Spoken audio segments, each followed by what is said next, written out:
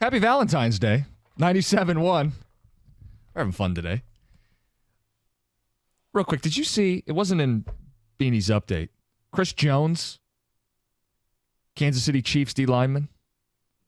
No. At the parade right now, and yes, beautiful day for a parade. I hate you. Says for those that wanted Chris Jones gone, his quote, "I ain't going nowhere, baby. I will be here next year and the year after." It's got to be good for Chiefs.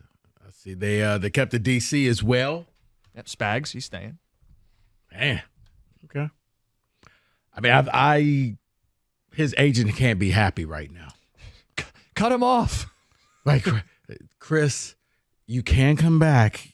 We're trying to. I'm negotiating for you right now. You're costing yourself so much money. Right. But he wants to be back. He plans to be back. And I think I get it, but don't say that out loud. I agree. He probably had a few pops, and he's having a good time. Even if you do, like, it's like St. Brown. Like, you know what? We'll see. Whatever best for the team and us, we'll work something out.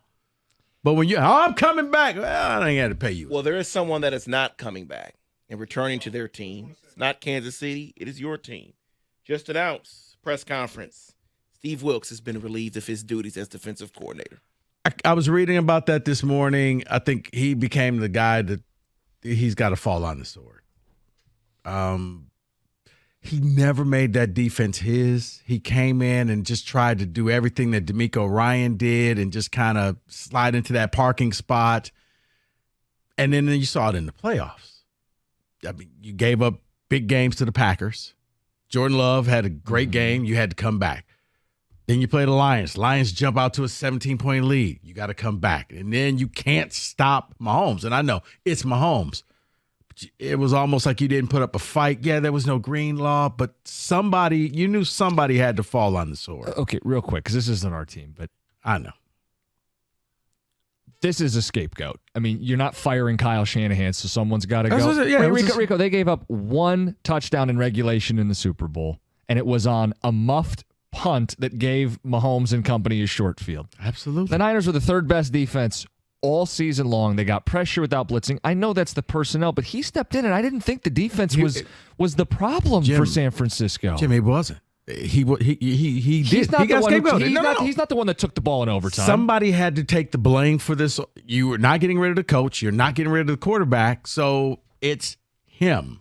He's the newest. He was just there for a year. So half the people in the building probably doesn't even know his name. That guy, the D coordinator, he can go. Okay. Well, as we look back at the Niners and the Chiefs a little bit, we should look back at the Lions. Because you had a question for people. This Lions season was full of memories. This Lions season was the best season that they've had in a lifetime. 2 lifetimes. I mean, 2 lifetimes. You had people going to games outside of Detroit, taking over Kansas City, Green Bay, Tampa Bay, New Orleans. You had a presence in the NFC title game. Couldn't have been cheap. 25 to 30% of the seats were you. You could see the Honolulu blue. It popped on the screen. What's your question for Lions fans? Lions fans, I mean, now that you've gotten the credit card bills, now that the dust has settled, now that the season is over, now that you realize how much you actually paid for this experience, because it was a great experience, but it came at a cost. And it could have been, you also had to pay for tickets to a playoff game here, not 1 but 2, if you weren't a season ticket holder. For the Lions fans who paid all that money, was it worth it? Would you do it again? 248-539-9797. It was a magical ride. Is this something that you could only do one time? That it's only magical in that 1 year because the next year it's not going to seem the same. But last year it was like you got in. It's like that band that you start following before they hit it big. And now all of a sudden everybody follows the band and it's not as special anymore. But when you did, man, you would watch them play at little hole in the wall spots and you would sit there and talk to them afterwards and just sit there and have a drink. You spent a lot of money. You put in a lot of time and a lot of resources. You flew and you drove and you did a whole lot of stuff. You got the bill now. Was it worth it? Would you do it again? And if you're willing, how much did you spend? In the totality. You don't have to leave your real name, but I'm kind of curious. Did you put yourself in debt watching this thing? Because if you're a Lions fan, I understand it.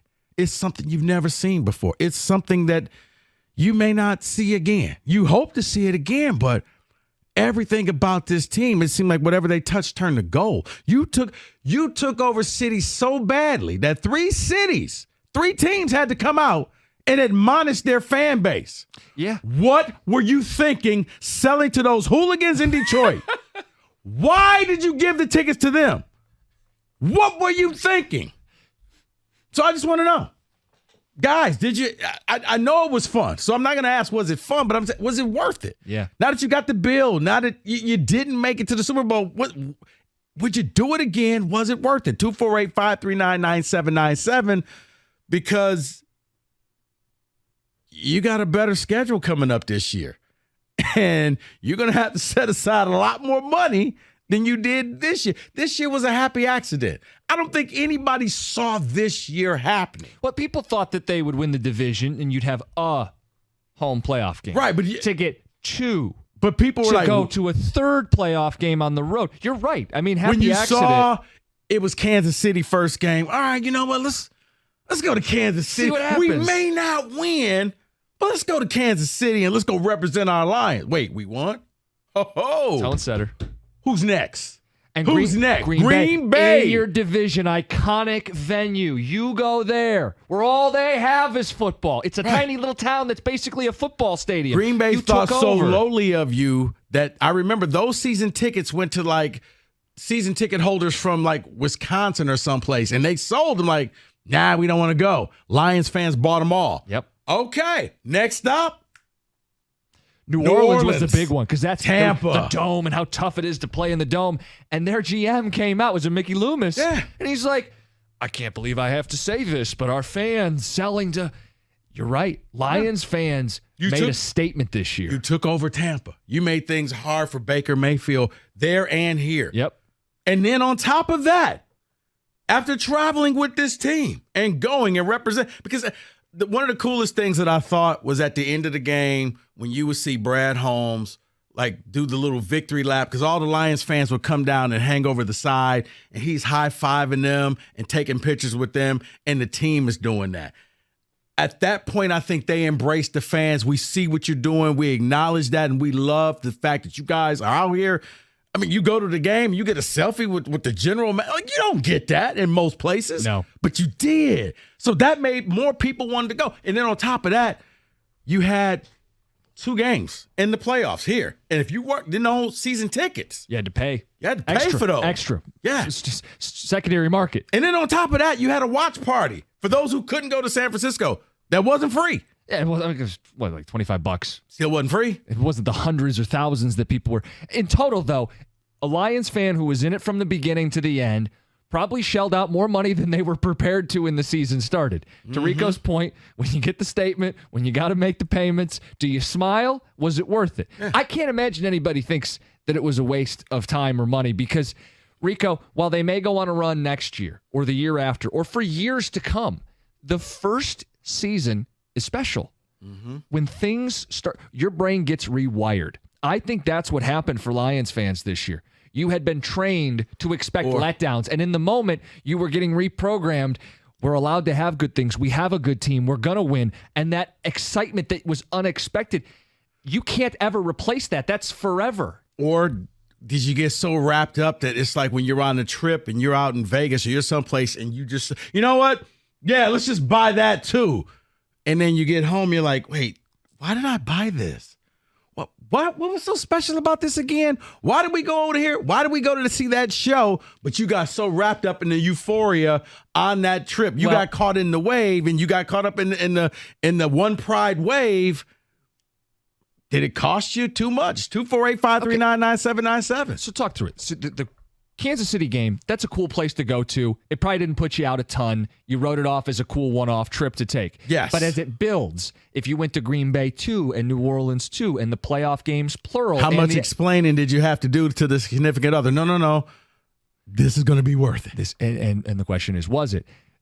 Rico, I think the first playoff game is the most special because they hadn't won a playoff game in my lifetime and for a lot of people's lifetime.